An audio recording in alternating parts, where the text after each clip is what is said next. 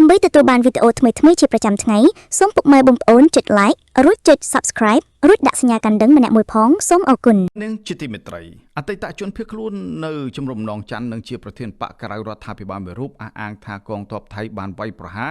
និងដុតបំផ្លាញផ្ទះសម្បែងជនភៀសសុខខ្មែរនៅជំរំនងច័ន្ទអំឡុងទសវត្សរ៍ឆ្នាំ1980យ៉ាងសាហាវឃោរឃៅជាទីបំផុតដើម្បីកាន់កាប់ជាកម្មសិទ្ធិលោកមីសវណ្ណារាប្រធានគណៈបច្ចុប្បន្នថ្មីបានសរសេរនៅលើទំព័រ Facebook របស់លោកនៅថ្ងៃនេះថាកាលពីថ្ងៃទី5ខែមករាឆ្នាំ1980កម្លាំងថ្មើរជើងកងទ័ពថៃប្រដាប់ដោយកាំភ្លើងធំរួមទាំងយន្តហោះបានវាយប្រហារទៅលើជំរំនងច័ន្ទនិងបានដុតបំផ្លាញផ្ទះសម្បែងពលរដ្ឋខ្មែរដែលជាជនភៀសសិករាប់ពាន់នាក់យ៉ាងហិនហោចគ្មានសល់លោកបន្តថាលោកកៅគុតដែលជាប្រធានជំរំនងច័ន្ទបណ្ដោះអាសន្ននិងលោកជារិទ្ធីឈុតដែលជាសមាជិករណសេរីរំដោះជាតិប្រជាពលរដ្ឋខ្មែរបានរងរបួសពីការវាយប្រហារនេះធ្ងន់ធ្ងរណាស់លោកមីសវណ្ណរាលើកឡើងថាភូមិនងច័ន្ទគឺជាអតីតជំរំជនភៀសខ្លួនខ្មែររស់នៅដែលគេហៅថាជំរំនងច័ន្ទហើយទីតាំងនេះគឺធ្លាប់ស្ថិតនៅក្រោមការគ្រប់គ្រងរបស់អតីតចលនារណសេរីរំដោះជាតិប្រជាពលរដ្ឋខ្មែរដែលដឹកនាំដោយលោកតាសឿនសាននាយឧត្តមសេនីយ៍សក់សុទ្ធសខននិងឧត្តមសេនីយ៍ឌៀងដែលលោកបន្តថាអតីតជំរំតស៊ូមួយនេះស្ថិតនៅខាងកើតជាប់នឹងភូមិរបស់ថៃហើយជំរំនងច័ន្ទនេះក៏ត្រូវស្ថិតក្រោមការគ្រប់គ្រងផ្ទាល់របស់ឧត្តមសេនីយ៍ជារិទ្ធិឈុតដែលជាប្រធានជំរំនិងជាសមាជិករណសេរីជាតិរំដោះប្រជាពលរដ្ឋខ្មែរនាពេលនោះដែរដែលមានប្រជាពលរដ្ឋខ្មែររស់នៅជាង 3000 នាក់ពេលជនភៀសសិកខ្មែរចាប់ផ្ដើមទៅរស់នៅជាលើកដំបូងនោះប្រធានគណៈបច្ចុប្បន្នថ្មីរូបនេះបញ្ជាក់ថាលោកធ្លាប់ជាអតីតជនភៀសខ្លួនខ្មែរម្នាក់ដែលបានរស់នៅក្នុងទឹកដីអតីតជំរំនងច័ន្ទក្នុងឆ្នាំ1979ដល់ឆ្នាំ1981មុនពេលកងទ័ពវៀតណាមវាយបែកជំរំនេះលោកបន្តថាក្រោយមកលោកបានបន្តរស់នៅតំបន់ព្រៃច័ន្ទដែលគេហៅថាជំរំនងច័ន្ទថ្មីនៅក្នុងឆ្នាំ1982នៅឃុំអូ3ជាន់ស្រុកអូជ្រៅខេត្តបាត់ដំបងនាសម័យនោះកាលពីថ្ងៃទី1ខែកញ្ញាឆ្នាំ2025សារព័ត៌មានថៃខៅសុតបានចុះផ្សាយថាអភិបាលខេត្តស្រះកែវលោកបរិញ្ញាពុទ្ធិស័ន្ទបានអនុញ្ញាតឲ្យពលរដ្ឋថៃនៅភូមិនងច័ន្ទចូលទៅប្រើប្រាស់ដីចំនួន6ទីតាំងក្នុងដីភូមិរបស់ពលរដ្ឋខ្មែរបន្ទាប់ពីទាហានថៃបានរាយបន្លាលួសព័ទ្ធយកប្រពន្ធដដែលរាយការណ៍មកថាអាជ្ញាធរថៃបានប្រាប់ឲ្យពលរដ្ឋរបស់ខ្លួនត្រូវជូនដំណឹងមុនដើម្បីការពារសុវត្ថិភាពមុនពេលចូលទៅប្រើប្រាស់ដីរបស់ពលរដ្ឋខ្មែរទាំងអស់នោះព្រោះដីនៅចន្លោះបូកូព្រំដែនលេខ46និង47ត្រូវបានវាស់វែងរួចអស់ទៅហើយទោះបីជាអភិបាលខេត្តបន្ទាយមានជ័យលោកអ៊ុំរាត្រីបានផ្ញើលិខិតទៅកាន់អភិបាលខេត្តស្រះកែវកាលពីថ្ងៃទី25ខែសីហាដើម្បីជំទាស់ទៅនឹងការចេញបានកម្មសិទ្ធិដីធ្លីឲ្យអ្នកភូមិនងច័ន្ទដែលស្ថិតនៅជាប់ភូមិជោគជ័យឃុំអូ3ជាន់ស្រុកអូជ្រៅក៏ដោយក៏អភិបាលខេត្តស្រះកែវនៅតែអនុញ្ញាតឲ្យពលរដ្ឋថៃចូលទៅប្រើប្រាស់ដីដែលរំលោភយកពីពលរដ្ឋខ្មែរបានដដែលជុំវិញបញ្ហានេះកាលពីថ្ងៃទី25ខែសីហាបណ្ឌិតអិនសុផលអ្នកជំនាញខាងផ្នែកវិទ្យាសាស្ត្រនយោបាយសរសេរនៅលើគណនី Facebook របស់លោកដោយភ្ជាប់ជាមួយនឹងផែនទីអង្គការសហប្រជាជាតិថាជំរំនងច័ន្ទគឺស្ថិតនៅលើទឹកដីកម្ពុជាជាប់នឹងព្រំដែនថៃដែលជំរំនេះធ្លាប់ត្រូវបានគ្រប់គ្រងដោយចលនារណសេរីរំដោះជាតិខ្មែរបណ្ឌិតអិនសុផលអះអាងថានៅក្នុងឆ្នាំ1979មានជនភៀសខ្លួនខ្មែរ 13000 នាក់រហូតដល់ឆ្នាំ1984មានជនភៀសខ្លួនខ្មែរបានកើនឡើងរហូតដល់ 16000 នាក់ដែលរស់នៅក្នុងជំរំនងច័ន្ទនេះបាទលោកអ្នកនាងជាទីមេត្រីអង្គភាពអ្នកនាំពាក្យរដ្ឋាភិបាលអះអាងថាមិត្តចិនសន្យាផ្ដល់ជំនួយមនុស្សធម៌20លានយួនឬស្មើនឹងប្រមាណជា2.8លានដុល្លារអាមេរិកដើម្បីស្ដារការខូចខាតជុំវិញចំនួនព្រំដែនជាមួយនឹងប្រទេសថៃនិងជនភៀសសិកនៅកម្ពុជាអង្គភាពអ្នកនាំពាក្យរដ្ឋាភិបាលចេញសេចក្តីប្រកាសព័ត៌មានស្តីពីលទ្ធផលនៃការចូលរួមកិច្ចប្រជុំកម្ពុជានៃអង្គការសហប្រតិបត្តិការសៀងហៃបូកនៅថ្ងៃនេះថាប្រធានាធិបតីចិនលោកស៊ីជីនពីងបានចាត់ទុកវត្តមាននាយករដ្ឋមន្ត្រីកម្ពុជាលោកហ៊ុនម៉ាណែតក្នុងកិច្ចប្រជុំនេះគឺជាឱកាសដ៏សំខាន់ដើម្បីបន្តរឹតចំណងមិត្តភាពដៃថែបឲ្យកាន់តែរឹងមាំបន្ថែមទៀតប្រពន្ធដដែលអះអាងថាកម្ពុជាចិនបានឯកភាពគ្នាក្នុងការបន្តពង្រឹងកិច្ចសហប្រតិបត្តិការឲ្យកាន់តែស៊ីជម្រៅទៅលើវិស័យអភិភាពនានាដូចជាវិស័យនយោបាយការទូតសេដ្ឋកិច្ចពាណិជ្ជកម្មការអភិវឌ្ឍហេដ្ឋារចនាសម្ព័ន្ធនិងវិស័យសន្តិសុខការពារជាតិផងដែរអង្គភាពអ្នកនាំពាក្យដដែលនោះបញ្ជាក់ថាក្នុងជំនួបទ្វេភាគីជាមួយនឹងនាយករដ្ឋមន្ត្រីកម្ពុជាលោកហ៊ុនម៉ាណែតប្រធានាធិបតីចិនលោកស៊ីជីនពីងបានបញ្ជាក់នៅការគ្រប់គ្រងកិច្ចព្រមព្រៀងបទឈប់បាញ់យន្តការសង្កេតការណ៍អាស៊ានដឹកនាំដោយម៉ាឡេស៊ីនិងការបង្កើតនៅក្រុមសង្កេតការណ៍អាស៊ាន AOT ឲ្យបានឆាប់ផងដែរ ខណៈចិនកំពុងតែតាមដានលើករណីចំនួនព្រំដែនកម្ពុជាថៃនៅពេលនេះយ៉ាងយកចិត្តទុកដាក់នាយករដ្ឋមន្ត្រីកម្ពុជាលោកហ៊ុនម៉ាណែតបានចូលរួមកិច្ចប្រជុំកំពូលនៃអង្គការសហប្រជាជាតិនៃអង្គការសហប្រតិបត្តិការសៀងហៃបូកដែលប្រព្រឹត្តទៅរយៈពេល3ថ្ងៃចាប់ពីថ្ងៃទី30ខែសីហាដល់ថ្ងៃទី1ខែកញ្ញាឆ្នាំ2025នៅក្នុងទីក្រុងធៀនជីងសាធារណរដ្ឋប្រជាមានិតចិនដែលមានការចូលរួមពីមេដឹកនាំ25ប្រទេសដូចជារុស្ស៊ីឥណ្ឌាម៉ាឡេស៊ីឡាវនិងវៀតណាមជាដើមប្រធានក្រុមប្រឹក្សាឃ្លាំមើលកម្ពុជាលោកម៉ែនណាតបានសរសេរនៅលើគណនី Facebook របស់លោកកាលពីថ្ងៃទី1ខែកញ្ញានេះថាក្នុងពេលដែលកំពុងតែរងគ្រោះដោយអំពើឈ្លានពានរបស់ប្រទេសថៃនាពេលនេះកម្ពុជាត្រូវថ្លឹងថ្លែងរាល់ទំនាក់ទំនងនយោបាយការទូតកុំឲ្យលំអៀងទៅរកបរទេសណាមួយដាច់ខាតលោកម៉ែនណាតបញ្ជាក់ថាការរក្សានៅអព្យាក្រឹតគឺអាចផ្ដល់ឱកាសសម្រាប់កម្ពុជាពឹងពាក់អន្តរជាតិនិងបណ្ដាប្រទេសជាមិត្តរួមទាំងមហាអំណាចដើម្បីជួយផ្ដល់នូវយុត្តិធម៌ដល់ខ្លួនជុំវិញការឈ្លានពានរបស់ប្រទេសថៃក្នុងពេលបច្ចុប្បន្ននេះបាទលោកអ្នកនាងជាទីមេត្រីនៅពេលនេះយើងជួបដល់នេតិព័ត៌មានអន្តរជាតិ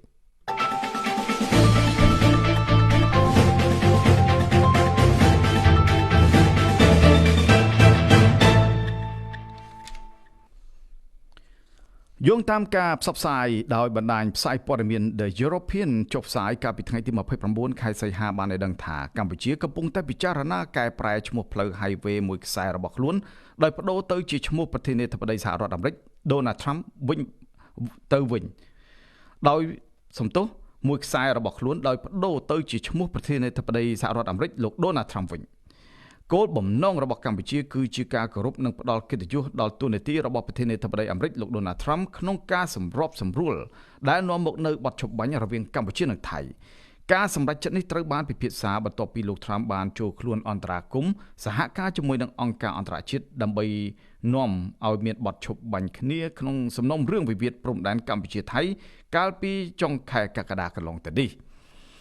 ការដើរតួនាទីជាអ្នកសម្របសម្រួលរបស់លោក Trump ក្នុងការបញ្ចប់ភាពតានតឹងបាននាំឲ្យលោក Trump ក្លាយជាបុគ្គលមួយរូបដែលត្រូវបានគោរពកោតសរសើរយ៉ាងខ្លាំងនៅក្នុងចំណោមប្រជាជនជាច្រើននៅក្នុងប្រទេសកម្ពុជាមន្ត្រីជាន់ខ្ពស់មួយចំនួនបានបញ្ជាក់ថាការផ្លាស់ប្ដូរផ្លូវជាតិលេខ4អាចក្លាយជារូបសញ្ញានៃសន្តិភាពថ្មីនិងជាការទទួលស្គាល់ដល់តួនាទីអន្តរជាតិនៃសហរដ្ឋអាមេរិកគំនិតក្នុងការបដូរឈ្មោះ Highway ផ្លូវជាតិលេខ4ទៅជាឈ្មោះ Trump Highway ត្រូវបានបង្ហាញដំបូងដោយអ្នកកាសែតកម្ពុជាដ៏ល្បីឈ្មោះមួយរូបគឺលោកសុយសុភាពដែលជាប្រធានស្ថាប័នសារព័ត៌មានដើមអំពិលលោកសុយសុភាពបានលើកឡើងពីគំនិតនេះដំបូងគេបង្អស់ក្នុងការ live វីដេអូមួយលើគណនី Facebook របស់លោកកាលពីដើមខែសីហាហើយត្រូវបានយកទៅចុះផ្សាយដោយលោក Gary Frenchy ដែលជាប្រធានអ្នកឆ្លើយឆ្លងព័ត៌មាន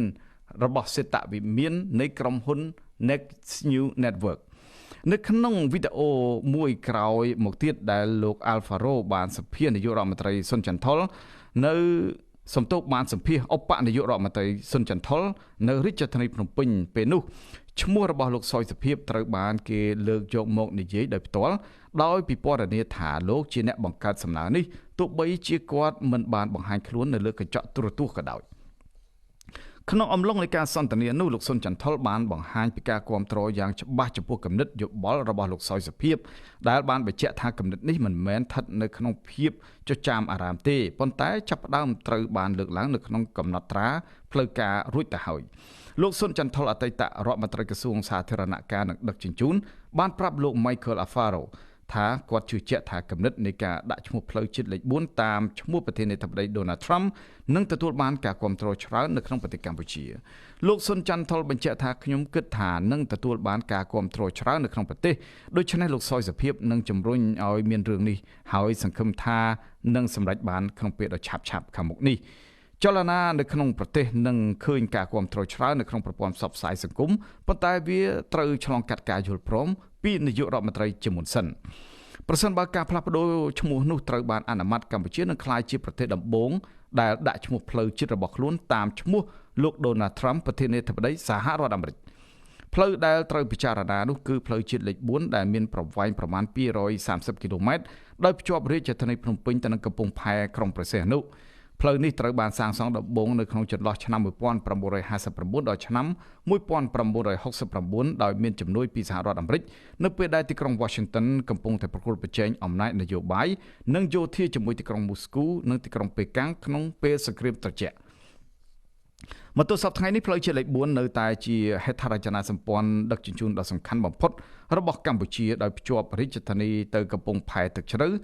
នៃផែសមុទ្រប្រទេសកម្ពុជានៅក្រុងព្រះសីហនុដែលក្លាយជាខ្សែជីវិតសេដ្ឋកិច្ចរបស់ប្រទេសដ៏សំខាន់បំផុត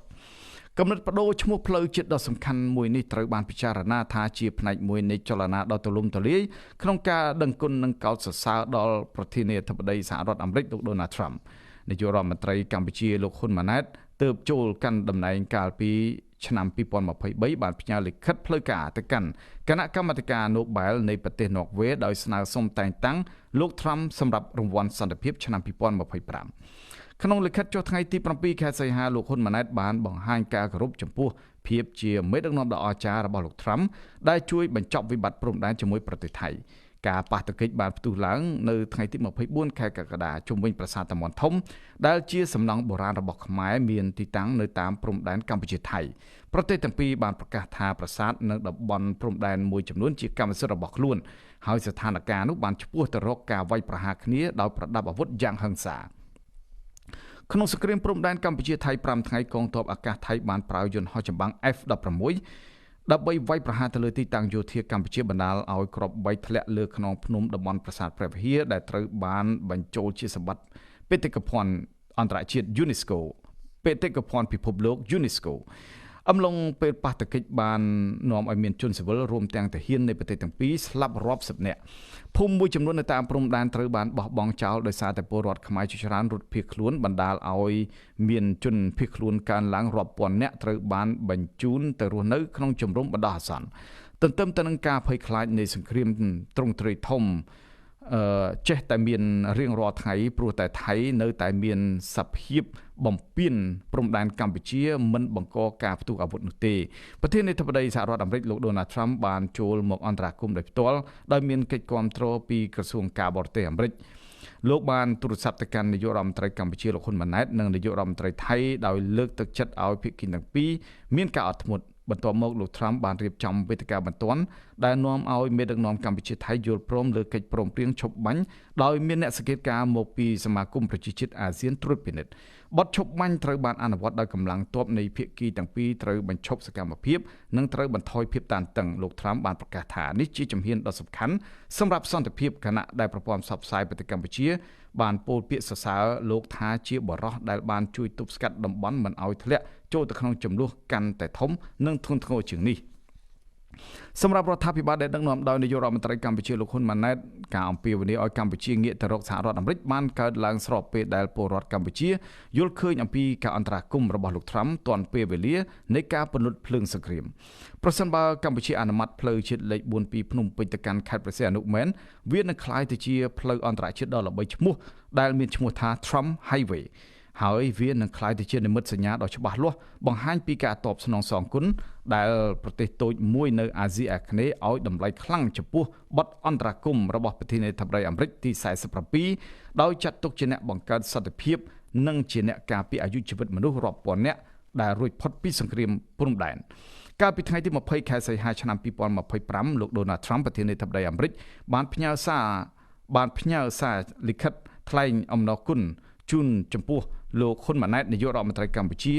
ដែលជាការឆ្លើយតបចំពោះលោកហ៊ុនម៉ាណែតដែលបានស្នើតែងតាំងរូបលោកជាបេក្ខជនសម្រាប់ពានរង្វាន់ Nobel សន្តិភាពលិខិតរបស់លោក Trump មានខ្លឹមសារដូចនេះថាខ្ញុំមានកិត្តិយសក្រៃលែងដែលបានសន្ទនាជាមួយឯកឧត្តមដើម្បីរួមចំណែកបញ្ចប់ចំនួនប្រដាប់អាវុធជាមួយប្រទេសថៃប្រទេសកម្ពុជាមានប្រវត្តិសាស្ត្រនិងវប្បធម៌ដ៏យូរអង្វែងនិងសម្បូរបែបខ្ញុំជឿជាក់ថាឯកឧត្តមជាថ្នាក់ដឹកនាំដ៏ឆ្នើមមួយរូបដែលផ្ដល់តម្លៃលើជីវិតមនុស្សនិងស្រឡាញ់សន្តិភាពខ្ញុំពិតជាមានមោទនភាពដែលបានចូលរួមជាផ្នែកមួយនៃកិច្ចព្រមព្រៀងបទឈប់បាញ់ដែលបានបញ្ចប់នៅសោកនាដកម្មនៃចំនួនប្រដាប់អាវុធនិងបានសង្គ្រោះជីវិតមនុស្សរាប់ពាន់នាក់ចាប់ពីពេលនេះតទៅយើងអាចផ្ដោតការយកចិត្តទុកដាក់ជាមួយគ្នាលើការកសាងវិបុលភាពសម្រាប់ប្រជាជាតិដ៏អស្ចារ្យរបស់យើងទាំងពីរ កាលពីថ្ងៃទី7ខែសីហាឆ្នាំ2025លោកហ៊ុនម៉ាណែតក្នុងនាមជានាយករដ្ឋមន្ត្រីកម្ពុជាបានផ្ញើលិខិតផ្លូវការទៅកាន់គណៈកម្មាធិការអនុបែលនៃប្រទេសណ័រវេសដើម្បីគាំទ្រនិងតែងតាំងប្រធានាធិបតីសហរដ្ឋអាមេរិកលោក Donald Trump សម្រាប់ពានរង្វាន់ Nobel សន្តិភាពលោកហ៊ុនម៉ាណែតយល់ឃើញថាលោក Trump បានរួមចំណែកយ៉ាងសំខាន់ជាប្រវត្តិសាស្ត្រក្នុងកិច្ចខិតខំប្រឹងប្រែងសម្របសម្រួលឲ្យមានបទឈប់បាញ់រវាងកម្ពុជាថៃពិសេសការស្វែងរកសន្តិភាពតាមព្រំដែននៃប្រទេសទាំងពីរដែលនាំឲ្យមានសង្គ្រាមព្រំដែនកម្ពុជាថៃ5ថ្ងៃត្រូវបានពន្លត់បាទលោកអ្នកនាងជាទីមេត្រីនៅពេលនេះយើងចូលដល់សេះនៅក្នុងរាត្រីនេះបាទវាគ្មិនរបស់យើងគឺលោក Gary Frenchy អ្នកឆ្លើយឆ្លងព័ត៌មានរបស់សេតវិមាននៃក្រុមហ៊ុន Next New Network បាទលោកនឹងចូលរួមពិភាក្សាទៅលើប្រធានបទស្ដីអំពីប្រយោជន៍នៃទំនាក់ទំនងកម្ពុជានិងសហរដ្ឋអាមេរិកបាទប្រសិនបើលោកអ្នកនាងមានសំណួររាយបល់សូមសរសេរនៅក្នុងកម្មវិធីផ្សាយរបស់យើងតាមអាសយដ្ឋាន www.facebook.com/withoutfearorfavorkh បាទនៅពេលនេះយើងបានភ្ជាប់លោក Gary Frenchy ហើយបាទ Hello Mr. Gary Frenchy how are you សូមជម្រាបសួរជាភាសាខ្មែរ Good thank you for having me Thank you so much, Mr. Gary Frenchy. Thank you for joining us tonight. And it's a night time in Cambodia. First, I would like to come across your works on, Cambodia through the Next News Network and your Facebook page. If I remember correctly, one of your earliest reports covers the proposal renamed National Road 4 in honor of President Donald Trump. That piece drew nearly 3 million views worldwide, and you even mentioned Soysapip from DPA's New. It is really caught your attention at the time when the Cambodia-Thailand border conflict was heating up. Later on Facebook Live, you spoke about Michael Alfaro being the first alert to your story. He went to travel to Cambodia himself, exposing the eviction of villagers by the Thai soldier and calling for the return of 18 Cambodian soldiers. From that point, your coverage of Cambodia became much more visible, and you often appear to support Cambodia's position. So please tell me, how did you get into this kind of news reporting on Cambodia, Mr. Gary Frenchy? Well, it started, I was traveling to Texas, and I was going to Congressman Ron Paul's 90th birthday party, and I got a phone call from Michael Alfaro, and he said, "You're not going to believe this, but Cambodia is planning to name a major highway after Donald Trump." And I said, "This is amazing news." He also brought up the fact that Donald Trump was going to be nominated for the Nobel Peace Prize. So naturally, because of the nature of our work here in the United States, this is big news. When a nation decides to name a major highway after a U.S. president, I said we need to let the American people know. Little did I know that in the background, all of this conflict was brewing with respect to the border of Cambodia and Thailand. And as I grew to understand the conflict more, I recognized that there were some severe abuses of human rights that were taking place, that there were ceasefires that were being violated, people were suffering. And I said, well, we need to elevate this news so people in the United States can understand exactly what's happening. So it was good news that also had a backstory of bad news, and we had to make sure the American people were made aware of it. Thank you so much. So what motivated you to increase your reporting on Cambodia to align yourself with its cause? Well, in my conversations with Michael, it was clear that something needed to be done, that we needed to put eyes on the situation there in Cambodia. Michael and I were in discussions and figure out exactly the best method to do so. Michael decided that he would take it upon himself and he would find a way to get to Cambodia, and he would talk to the deputy prime minister. He would go to the border and put a camera down there and shine a light on what's happening. So as Michael went there, and his reporting became more visible, it provided an opportunity for us to highlight what Michael was doing to amplify that message. So, Michael's informed me that most of the people in Cambodia really get their news from Facebook. Now, I primarily present my news on YouTube or on X. So when Michael said, listen, you got to post these videos and these reports onto Facebook so that people can see them, that's what we did. And it was remarkable to witness that with every subsequent report, the amount of views, the amount of comments, the amount of likes and shares started to just grow exponentially. So I realized that this is something that is really important to the Cambodian people, and that we need to maintain the reporting so that they can find out exactly what's happening. And also, not just for the people of Cambodia, but we need to make sure that people in America understood what the stakes were. So it just became evident that it was more than just the story of a highway. It was more than a story of a Nobel Peace Prize. But when Michael went to the border and he showed the barbed wire, he showed the families that were displaced, it was clear that this message needed to continue. We needed to continue covering it. And then as we continued to uncover it, we found out, how China is involved with weapons contracts and the double dealing that we discovered going behind Donald Trump's back, especially with respect to, these 18 soldiers are still in captivity. How come they haven't been released yet? So when Donald Trump goes and says, listen, guys, you better play nice or we're going to tariff you both. And then, people come to the table, but yet they still hold these soldiers. And then, as we saw just the other day in that village, you had the villagers out there with the sticks, and you had the Thailand soldiers out there in full military gear, threatening to spray the people with sewage. It's just like toilet water. And it's like, why would they, okay, so sure, maybe they're not going to be shooting guns, but they're going to be shooting toilet water at people. I mean, it's a disgrace. And that's why we want to make sure that the message got all the way up to the White House, to Donald Trump, and clearly our reporting has done so. So have you seen that in the world that, during the conflict of the neighboring country and the people and the military allow, its citizen to bring all the sewage truck to spray on another side of the neighboring country's people? Have you seen that in the world? Have done that? I've never seen that. It's clearly an act of humiliation that they're attempting to do, basically treating the Cambodian people like sewage, and it really speaks to the mindset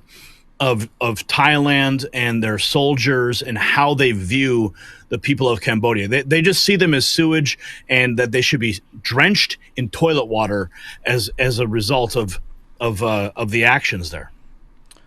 Mr. Gary, Michael Alfaro traveled to Cambodia to see the situation for the first hand in Cambodia. So do you have any plan to do a similar trip and report directly from the ground like Michael? I would love to be able to travel there. Sometimes my schedule and budgeting doesn't always allow for it because I am domestically based. Michael has a little bit more ability to travel because I do report from my studio. We have a dedicated production schedule. But if the time allows for it, then we'll certainly be going there. So you're talking about budget thing. So what kind of budget working out with you if you go to Cambodia? You did any sponsor or something? Well, it would be helpful if we did have a sponsor. Now, we do not want to take any government money. We don't want to take any money from special interest groups. If there was a sponsor, it would have to come from the people. We do not want any visual that could assume that we're biased or that we're part of a propaganda team. Everything I do, especially in the United States, we're supported by our viewers. And if our viewers support the work, then we will go to where the viewers want us to. So it really just comes down to that. Yeah. So if the Thai sponsor you, will you decide to go to Thailand? Well, I've been told that we've been blacklisted from Thailand, so I don't think that I would find favor in Thailand. I certainly don't want to go there and end up in the back of a van and never to see my family again, just simply because I'm reporting on the conflict. So sometimes you just have to look at the situation. You have to understand both sides. If they were to invite me there, I don't know if I honestly would go, because at this point, I do not trust what is coming out of Thailand. Why not? Because Well, Thailand is a country. Thailand promote themselves as a country of smile, so it should be smile, right? So well, not if you're spraying sewage on people. So,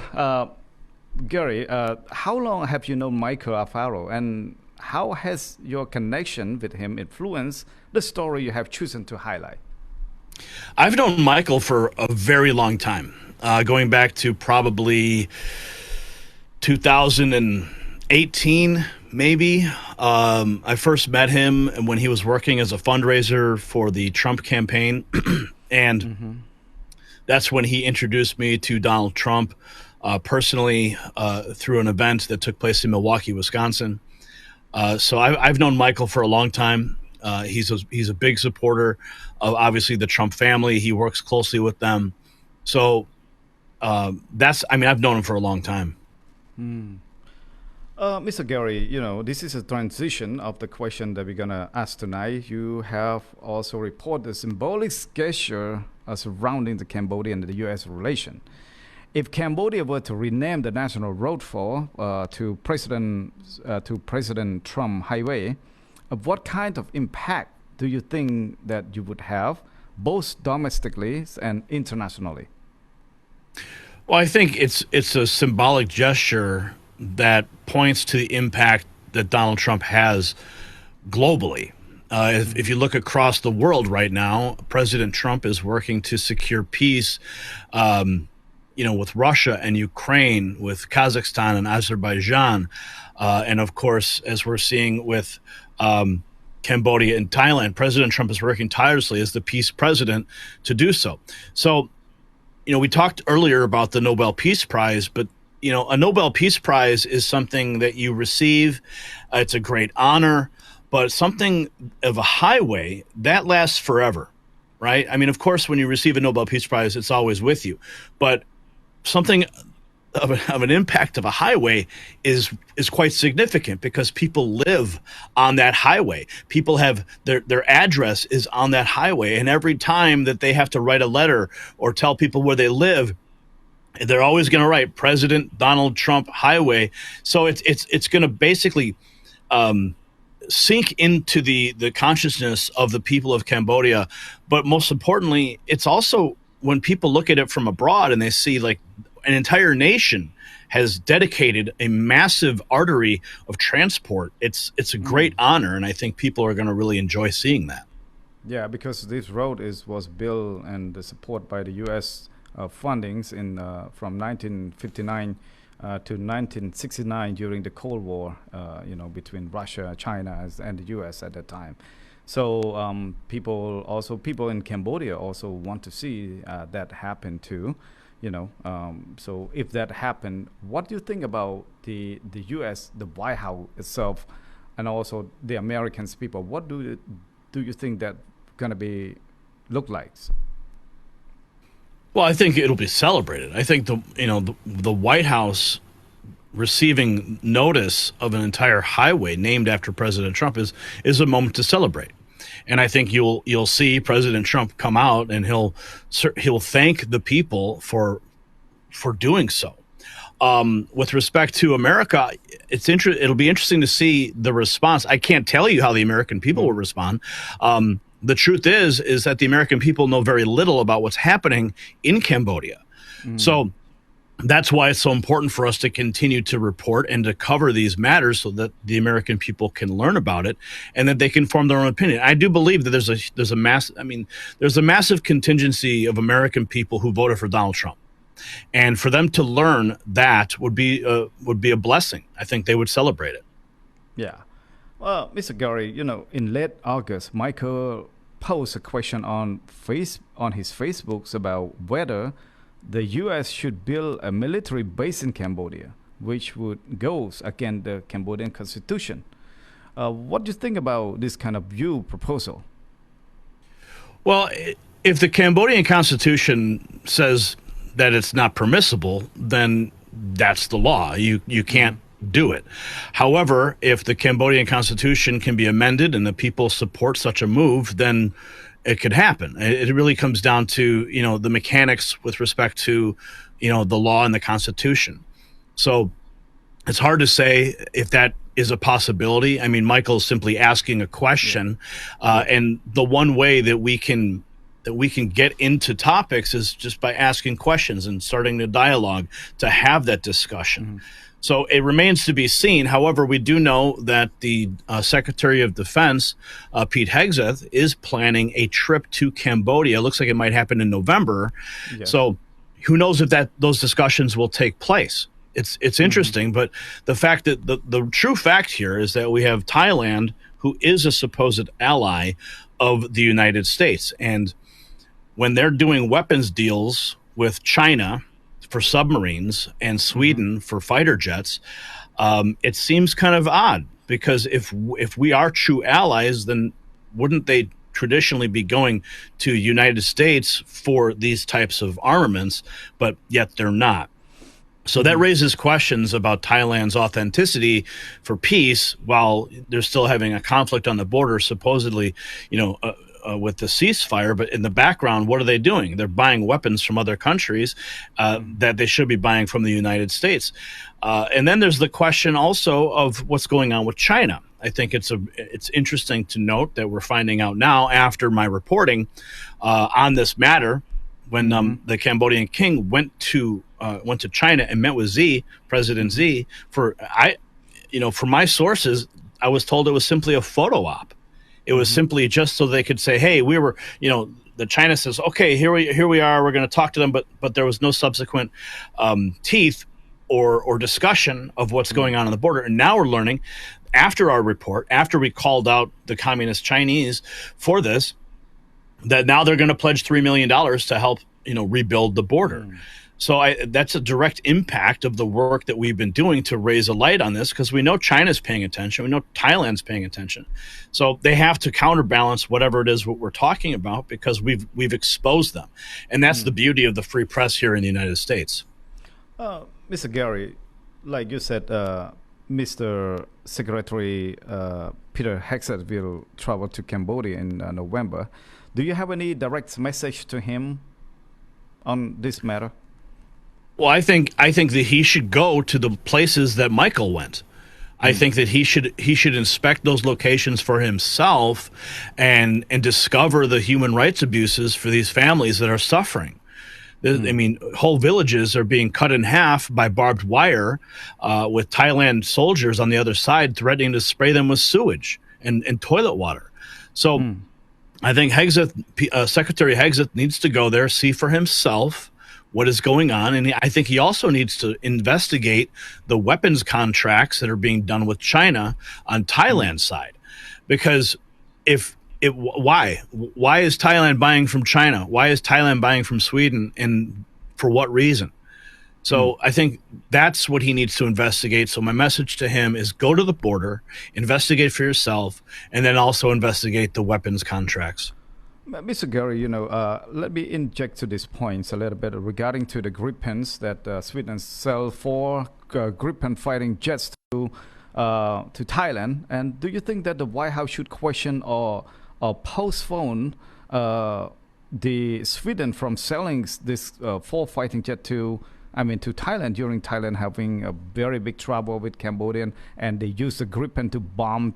and fight, and F-16 to bomb Cambodia so far. Do you think the White House have the ability to do that?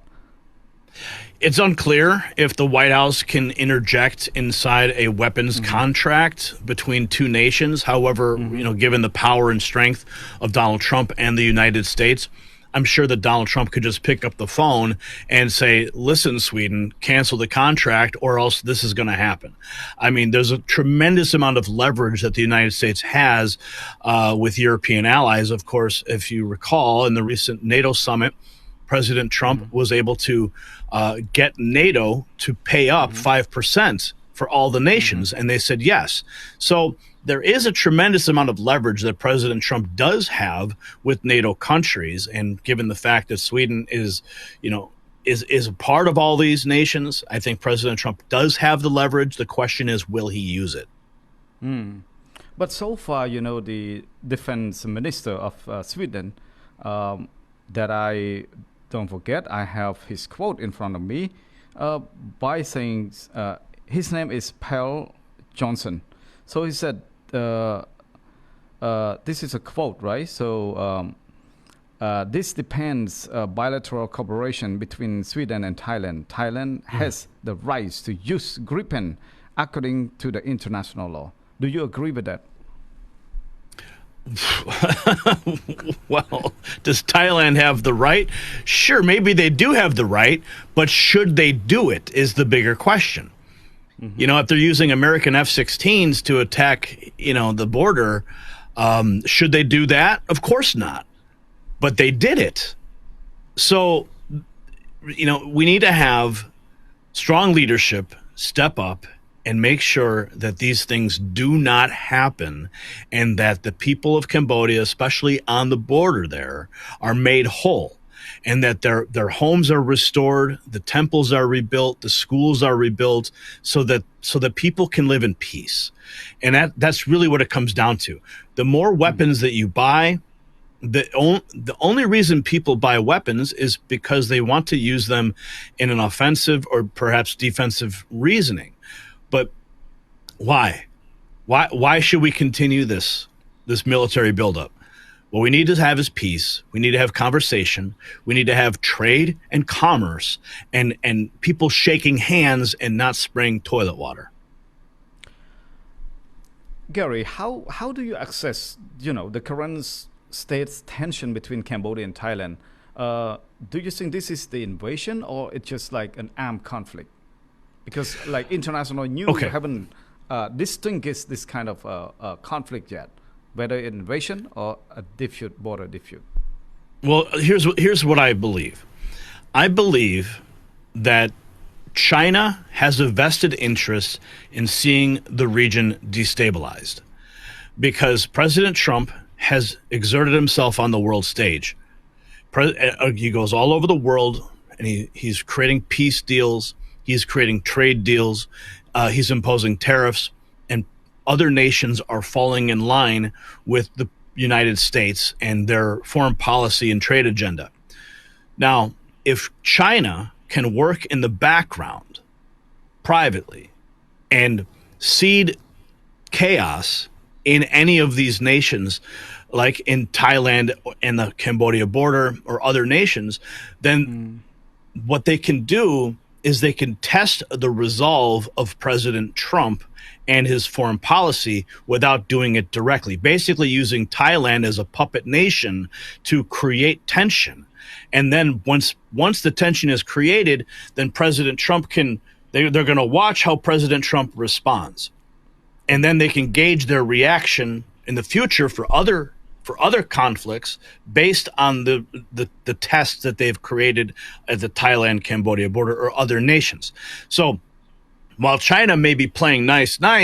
on the surface, in the background they can sow discord and chaos by encouraging these types of actions on the border, only to test Donald Trump. And what have we seen now? Well, we've already seen a congressional delegation go to Cambodia, and they were going to investigate. Now we're seeing the Secretary of Defense go to Cambodia to investigate.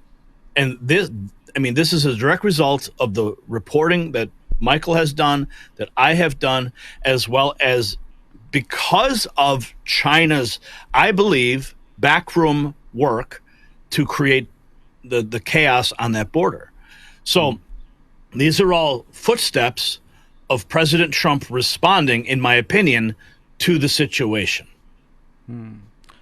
Mr. Gary, within 18 Cambodian soldiers still being captured by Thailand, still being held and castle and imprisoned, all the 18 captivity. How do you think the situation is shaping Thailand's image in the eye of international community? Well, it shows them as the aggressor. It shows them as having no mercy. These soldiers should be released. The White House, President Trump, should demand their release. I don't think there's any good reason that they should be there to begin with. You know, these are war crimes. Release the prisoners, let them go back to their families, and let's create peace. Let's have negotiations. Let's discuss trade and commerce and goodwill. Rather than, the longer that those soldiers stay in captivity, the longer that the tensions will continue to rise and people will have a negative reaction. So I believe directly from the White House, they need to amplify the message. So when like Pete Hegseth, hopefully by the time Pete Hegseth gets there, the Secretary of Defense gets there, those soldiers will have been released. But until then, it only creates another point of conflict. Mm-hmm. But do you know, like Thailand would think that these 18 soldiers to be captured is so much like proud by the Thais, some extremist group in Bangkok, and they are really proud. They are really happy that the Thailand capture 18 Cambodian, and also there's a lot of like triumph, cheer when one of the guy he's like bring like about more than 10 Subic truck to spray on the Cambodian villager. So you think this is a proud, or it's just like violating to the ceasefire? Well, I think it does violate the ceasefire to an extent. I mean, you know, depending on what the terms of the ceasefire were, but I think it's really just an act of humiliation. It's an act of superiority that they want to continue to maintain that they have over the Cambodian people. And it's really a sad state of affairs that we have this situation going on. They want to humiliate Cambodia. They want to make Cambodia underneath them and remind them that they are the superior nation for whatever reason. And it's time for that to stop. It's time for people to, you know, to get along and to have peace in commerce and trade. Mr. Gary, you know, after the president reduced tariff on Cambodia's goods to 19%, Cambodia has ordered 10 Boeing aircraft from the United States, while Sweden sold 4 Gripen to Thailand. Then in July, Thailand reportedly deploys, you know, F-16 and Gripen to strike against Cambodia. How do you interpret this kind of move? You know, one is buying more aircraft, civil aircraft from America, and the other side is buying the fighting jet to kill the people in the border. What I think you're seeing here is a shift in alliances. For a long time, Thailand has been known as an ally to the United States. Well, now maybe they're more of an ally to China. And Cambodia now becoming a closer ally to the United States. And then when Pete Hegseth goes there, maybe he will talk about creating a base for the United States to make Cambodia safe again. So I think that what you're seeing here is a shift in foreign policy by both nations. One going to China, one going to America. So what is your advice for Cambodia building strong and trustworthy relationship with America? What Cambodia should do? Well, I think peace begins with conversations. Peace begins with commerce and trade. And the more trade that you can initiate with the United States and the United States with Cambodia, the stronger the relationship becomes. Because at the end of the day, it's trade that builds up a nation. It's the goods that a nation can provide another nation that creates a bond with that other country. So the more that we can initiate trade routes and commerce, the stronger the relationship will be. So you know what I say? I say buy made in America. Buy made in America. So there's a lot of like goods right now import from America to Cambodia. Cambodia start allowing even like 0% from America to enter Cambodia, like used car and all that. So how Cambodia should do to, you know, make more kind of trade connection to America, from America to Cambodia, Cambodia to America? Well, it comes down to the manufacturing base in Cambodia. You know, what are the main exports? What are the main manufacturing elements that do come out of Cambodia? It comes down to the people who are making those items. It comes down to the businesses that are creating them to create the relationships with the American trade groups so that those items can be transported to the United States and back and forth. So it really comes down to, those individuals to have to make those moves to strengthen those relationships. As you know, America is a well-known champion of democracy and human rights, and all like that. Cambodia so far doesn't have very good reputation very much about respecting human rights and democracy. Still, the main opposition leader, Kem Sokha, and other, political of conscience, political prisoner is still locked up in the country. So in order to build good relationship and with America, can Cambodia clean all it mess up a little bit in the country in order to prove international community and also like America that, to show that Cambodia is at real peace, inside peace, in order to maintain its prosperity to outside, to build good trade, to make all the international community to trust that Cambodia, not only just trying to stop fighting, the ceasefire, respect the ceasefire, but also Cambodian clear a mess like judicial system, corruption, money laundering, scamming online, and also like political of conscience, political prisoner is still locked up. Mr. Kem Sokha, the main opposition party leader, is still being locked up in the house arrest for 27 years. And because of the Cambodia accused him of colluded with America to overthrow the government in Cambodia. That is in the past. So the relationship with America and Cambodia in the past was a little bit sour. And so now, since Prime Minister Hun Manet sent a letter to Norway to nominate President Trump for Nobel Peace Prize after President Trump called for ceasefire between two countries, the government in Cambodia kind of like, cheer and triumph to see the effective of the President Trump, the United States, so the whole country holding up President Trump wife and himself, and also say thanks to President Trump for helping to stop this war. So, in your opinion, what Cambodian should do to show the world that Cambodia really need peace, because like right now it seems like the peace is kind of like a little bit awkward for Cambodia to say. Well, it's interesting that you bring those points up because, yes, we did see the letter, the nomination for the Nobel Peace Prize, but are those empty gestures with respect to still having, the internal strife inside Cambodia by continuing to maintain the incarceration of an opposition leader? Now, those are internal issues that certainly should be resolved in good faith, because if you have an opposition leader that supposedly tried to effect a coup against Cambodia by using the United States as well, then why would you nominate the president of the United States for the Nobel Peace Prize in the same breath? So I think that there are certain things that, if all those points,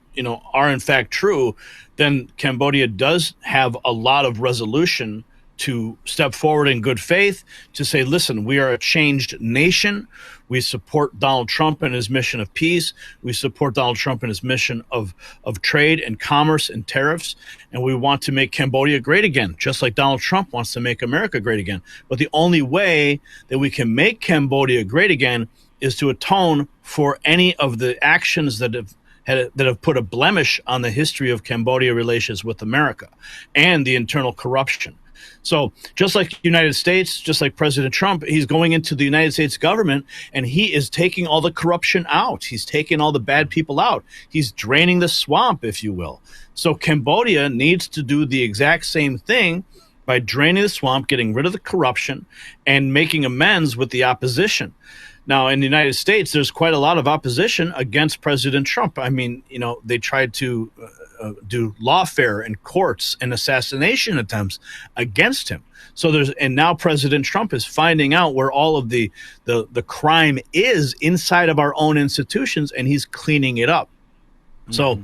I think that Cambodia can follow the lead of America by saying, listen, let's go ahead and let's make Cambodia great again. Let's follow Donald Trump's lead. Let's drain the swamp in Cambodia and let's fix it. I think that would probably be the best way so that they can rectify suddenly wanting to give the Nobel Prize while at the same time they haven't addressed some of the main problems. So I think that's what they should do. You know, look at Thailand, capture 18 Cambodian soldiers, right? So Cambodians so much want the Thai to release the 18 soldiers. But also government in Cambodia also arrest one of the Cambodian commentator on Facebook Live every day. His name is Sondara. And he live in Paris. He always come up to a live show, criticize the government in Cambodia. You should not be corrupt. You should be uphold democracy, promote human rights, and criticize of the any judicial reform in Cambodia. So his father was arrested by charging of selling drugs, and his father is a former or a current military, a current soldier in Cambodia. But because of political motivation, his father was arrested immediately and locked up as a hostage in Cambodia. So Cambodian government also want the Thai to release the hostage. So why would Cambodia itself arresting, its own people, their father that is innocent, doesn't have any guilty, he's just an innocent. So why would Cambodia do that? So this is a very bad image to the international community. So how do you elaborate to that, Mr. Gary? Well, I'm not privy to all the facts in the case. It sounds like a political retribution. The son who is vocal, speaking out against the corruption in Cambodia. So what does Cambodian government do? They punish the son by arresting the father. It was very, very dangerous situation to be in. That's actually very scary to consider that being a possibility, that if someone is speaking out across the country, across the world, that they would try to punish your family back at home. It does create a conflict with respect to free speech, and I'm not sure what the young reporter was speaking about specifically, but sometimes when you speak truth to power, there are people that don't want you to speak. There are people that just want to make you quiet, and they'll do anything that they can to shut you down. And in this case, it appears as though they use the father to get to the son, and it's a shocking and very sad case. Thank you so much. My last question. This is for the first time the Cambodian community in the United States, particularly Cambodian Association of North Carolina, and South Carolina will proudly recognize and present you and Michael Alfaro with an award for your brave effort to uncover the truth about the ongoing border conflict. So this recognition will take place in September 7 in Spartanburg, South Carolina. So how do you feel of going to receive such an honor? I don't do this work to receive honor. I do not do this work to receive glory or thanks. I do this work because it needs to be done and the message needs to get out. That being said, I'm honored that the community of South Carolina and North Carolina, the Cambodian community there, feel that my work is worthy of such an honor. So I humbly accept, but I don't deserve it. I don't deserve it. I'm only doing what needs to be done to help people understand the truth, for whatever the cause may be. I've been doing reporting for over 20 years on so many different topics, and I have received awards for my reporting over the years. So I'm deeply blessed. I'm deeply honored to have this opportunity. But again, I only do this because it needs to be done, not because I'm doing it so I can receive an award. And I thank the people of South Carolina and North Carolina, the community there, and I look forward to meeting them and sharing in the celebration of the moment. Thank you so much. If other Cambodian community in different states host similar events, would you willing be attend and participate? If they want to invite me, I'll certainly consider. But I don't plan on going on a national tour to continue accepting glory. What's more important is that we get the message out to the American people and to the world community. But if going to those locations will help further the message to solidify those communities in truth and in peace, then I will go. At the end, do you have any message to the world, to the Cambodian around the world? Pray for peace. Just pray for peace. Continue to highlight the work that we're doing, share the work that we're doing so that more people can see it, so the White House can see it, because it's truly the reason that we are seeing the Secretary of Defense go to Cambodia. The reason we're seeing the congressional delegation going to Cambodia is only because Michael Alfaro went to the border. And he went to the border after we had a conversation on the phone. And he said, Gary, you won't believe what's happening in Cambodia with the highway renaming and the Nobel Prize. And then, of course, with what happened with the barbed wire on the border in the village. So, it's only because we're shining a light on these moments and people are paying attention and people are sharing and people are talking